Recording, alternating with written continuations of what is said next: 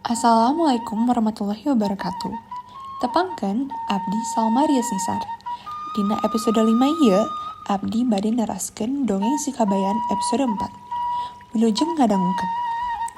Dina episode 4 didongengkeun si kabayan keur milari cara supados mitohana henteu deui mikang nyawa dirina.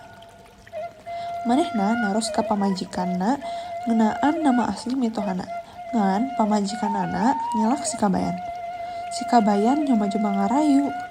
Disebabkan lamun manehna bade ngaduakeun mitohana eta supados paus umur, salawasna sehat, mirah rejeki, sarta tebih disaniskanten bahaya-bahaya. Upami abdi henteu terang wasta Abah, kumaha lamun doa kuring teh henteu ditujukan ka Abah, tibatan malih ka batur. Nyi Iteng akhirna purun ngabejaan lamun salakina eta janji moal nyebarkeun rusiah eta. Sangeuna nama Abah teh Kinoletnad. Emut ulah kalintang kali nyebut wasta Abah eta ka saha bae. Saenggeus cereng wasta awit mitohana, si kabayan milarian cai kaung anu kentel keneh. Dicokotna deui kapuk dina jumlah nu seueur. Si kabayan angkat ka leuwih tempat mitohana eta dawan ibak. Manehna teras ngabasaheun sakujur awakna kalawan cai kaung anu kentel sarta nempatkeun kapuk kana sakujur kawakna.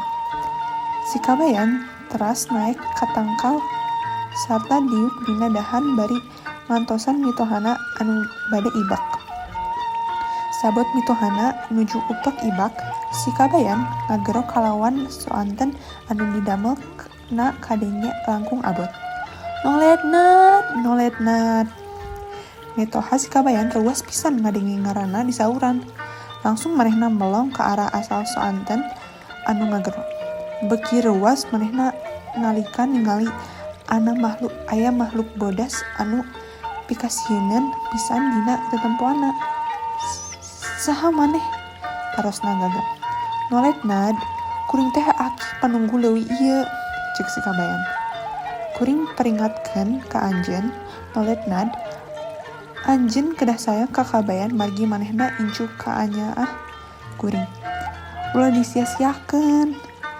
Urus anjeunna, urus papakean sareng wangunana. Lamun anjeun henteu ngalakukeun palatah kuring ieu, anjeun moal salamat.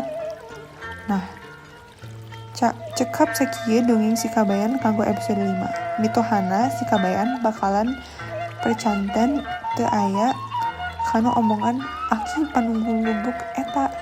Hayu arurang regepkeun deui dongeng di episode 6 saatos ieu. Abdi Salma Rias Nisar ngahaturkeun nuhun kasadayana anu tos bade ngadangungkeun. Abdi nyuhunkeun hampura bisi aya kalepatan dina tutur kata. Hatur nuhun.